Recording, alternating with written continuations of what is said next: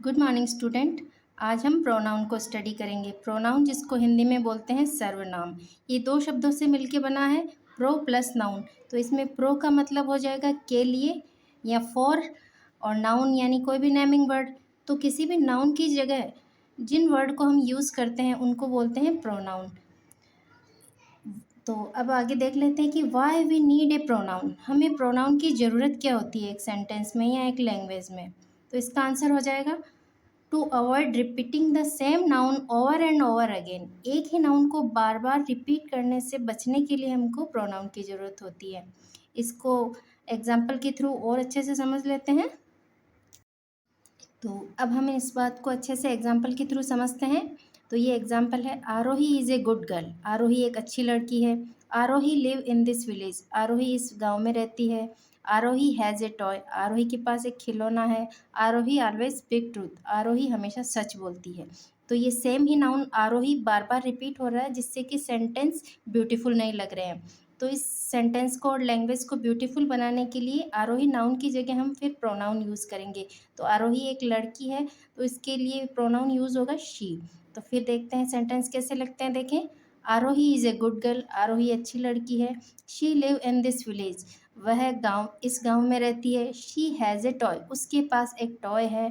She always speak truth. वह हमेशा सच बोलती है। तो ये आरोही नाउन को रिपीटेशन को रोक के और हमने इसकी जगह प्रोनाउन यूज़ किया है शी। तो उससे क्या हो रहा है कि लैंग्वेज ब्यूटीफुल लग रही है, सेंटेंस सुंदर लग रहे हैं। इसके प्रोनाउन को यूज़ करने के एक दो और भी कारण हैं, उनको भी देख लेते हैं। तो किसी प्रोनाउन के यूज़ करने का दूसरा रीज़न ये है कि व्हेन नाउन इज़ अननोन। जब नाउन हमारे लिए अननोन होती है या किसी का नाम हम जानते नहीं हैं, तब भी उसके लिए हम प्रोनाउन का यूज़ करते हैं। जैसे हु इज़ ही। अब ही उस व्यक्ति का नाम हम जानते नहीं हैं, इसलिए हमने ही प्रोनाउन यूज़ किया है। What is that. कोई वस्तु है जो हमें जानते नहीं कि भाई कौन सी वस्तु है, क्या नाम है उसका, इसलिए हमने दैट प्रोनाउन का यूज़ किया है। आई डोंट नो हर। अब कोई लेडी है जिसको हम जानते नहीं हैं, उसका नाम भी हमें पता नहीं है, इसलिए हमने उसके लिए हर यूज़ किया है। हर एक प्रोनाउन है। इसका तीसरा रीज़न है कि प्रोनाउन हम क्यों यूज़ करते हैं। When we don't want to reveal the noun. जब हम नाउन को किसी को रिवील नहीं करना चाहते, यानी किसी का नाम हम जानते तो हैं पर दूसरों को बताना नहीं चाहते, उसका नाम छुपाना चाहते हैं, तब भी हम प्रोनाउन का यूज़ करते हैं। जैसे समबडी टेल मी दिस, यानी किसी ने मेरे को ये कहा, ये बताया। तो ये समबडी हम तो जानते हैं कि भाई कौन है वो जिसने हमको ये बताया, पर सामने वाले को हम बताना नहीं चाहते उसका नाम, इसलिए हमने समबडी प्रोनाउन यूज़ किया है। तो प्रोनाउन के यूज़ करने के तीन रीज़न हमने देखे। To avoid repeating the same noun over and over again, यानी कि एक ही नाउन को बार बार रिपीट करने से बचने के लिए। दूसरा, व्हेन नाउन इज़ अननोन। जब नाउन हमारे लिए अननोन होती है तब उसकी जगह हम प्रोनाउन का यूज़ कर लेते हैं। और तीसरा reason, when we don't want to reveal the noun. जब हम किसी का नाम किसी के सामने बताना नहीं चाहते। तो इस तरह से प्रोनाउन की डेफिनेशन हो जाएगी, pronoun are the words which we use in the place of noun. यानी प्रोनाउन वे शब्द होते हैं जिनको हम नाउन की जगह यूज़ करते हैं। तो इसके एग्जांपल देख लेते हैं। I, we, you, he, she, it, they, them, their, mine, ours, yours, somebody, someone, this, that, those, these, ये सब प्रोनाउन के एग्जाम्पल।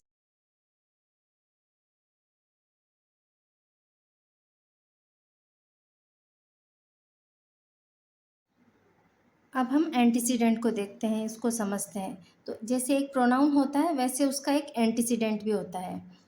तो एंटीसीडेंट का हिंदी में मतलब हो जाएगा पूर्व पद, और इंग्लिश में इसका मतलब होता है ए थिंग और an event that come before another. यानी कि एक चीज़ या फिर एक इवेंट जो कि दूसरे से पहले आता है। एंड मे हैव इन्फ्लुएंस्ड, और इन दोनों का आपस में एक दूसरे पे प्रभाव होता है। तो प्रोनाउन का एंटीसीडेंट क्या होता है, इसको इससे समझते हैं। The antecedent of a pronoun is a noun, pronoun और any other expression for which the pronoun stand. यानी कि प्रोनाउन का एंटीसीडेंट एक नाउन भी हो सकता है, एक प्रोनाउन भी हो सकता है, और एनी अदर एक्सप्रेशन या कोई और एक्सप्रेशन या कोई नाउन फ्रेज हो सकता है जिसके लिए कि हमने वो प्रोनाउन वहाँ पे लिखा है। तो इसको और अच्छे से एग्जाम्पल के थ्रू समझ लेते हैं। अब हम ये एग्जाम्पल देखते हैं। आई नो रमेश, मैं रमेश को जानता हूँ। He is my brothers colleague, वो मेरे भाई का कलीग है, साथ काम करने वाला है। तो ही प्रोनाउन हमने रमेश के लिए यूज़ किया है। तो रमेश एक नाउन है जिसके लिए हमने ये ही प्रोनाउन यूज़ किया है। तो ही का एंटीसीडेंट क्या हो जाएगा? ये रमेश ही का एंटीसीडेंट हो जाएगा, जिसके लिए हमने ये प्रोनाउन यहाँ पे लिखा है।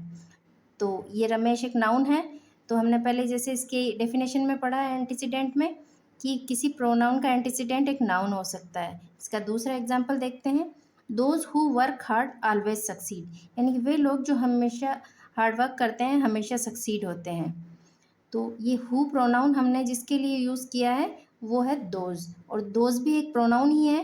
तो इस प्रोनाउन का एंटीसीडेंट एक प्रोनाउन भी हो सकता है, हमने इसकी डेफिनेशन में देखा था। तो ये दोज यहाँ पे प्रोनाउन है और हु का एंटीसीडेंट है। इसका तीसरा एग्जाम्पल देख लेते हैं। You are innocent, I know it. तो यहाँ पे ये इट हमने यूज़ किया है इस पूरे सेंटेंस के लिए। ये पूरी बात है एक जिसके लिए हमने इट प्रोनाउन यूज़ किया है। तो यू आर इनोसेंट ये इस इट का एंटीसीडेंट हो जाएगा, पूरा का पूरा ये सेंटेंस इसका एंटीसीडेंट हो जाएगा। तो हमने जैसे कि इसकी डेफिनेशन में पढ़ा है कि antecedent of a pronoun is noun, pronoun और any other expression for which the pronoun stand. I hope कि आपको एंटीसीडेंट समझ में आ गया होगा। अब हम प्रोनाउन के टाइप्स देखते हैं। तो प्रोनाउन को हमने 11 टाइप्स में डिवाइड किया है। इसका पहला टाइप हो जाएगा पर्सनल प्रोनाउन, यानी पुरुषवाचक सर्वनाम। दूसरा टाइप हो जाएगा पॉजेसिव प्रोनाउन, यानी अधिकारवाचक सर्वनाम। तीसरा टाइप हो जाएगा रिफ्लेक्सिव प्रोनाउन, यानी निजवाचक सर्वनाम।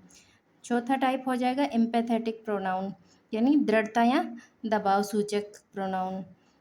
पांचवा टाइप हो जाएगा रिलेटिव प्रोनाउन, यानी संबंधवाचक सर्वनाम। इसका छठा टाइप हो जाएगा डेमोन्स्ट्रेटिव प्रोनाउन, यानी संकेतवाचक सर्वनाम। और इसका सातवां टाइप हो जाएगा इंट्रोगेटिव प्रोनाउन, यानी प्रश्नवाचक सर्वनाम। इसका आठवां टाइप हो जाएगा डिस्ट्रीब्यूटिव प्रोनाउन, यानी बंटनवाचक सर्वनाम। इसका नवा टाइप हो जाएगा एक्सक्लेमेटरी प्रोनाउन, यानी विस्मयवाचक सर्वनाम। और इसका 10वां टाइप हो जाएगा रेसिप्रोकल प्रोनाउन, यानी परस्परवाचक सर्वनाम। और इसका 11वां टाइप हो जाएगा इनडेफिनेट प्रोनाउन, यानी अनिश्चयवाचक सर्वनाम। इन सभी प्रोनाउंस को डिटेल में हम नेक्स्ट वीडियो में पढ़ेंगे। एक एक करके हम सारे प्रोनाउन को डिटेल में पढ़ेंगे, इनके एग्जाम्पल देखेंगे।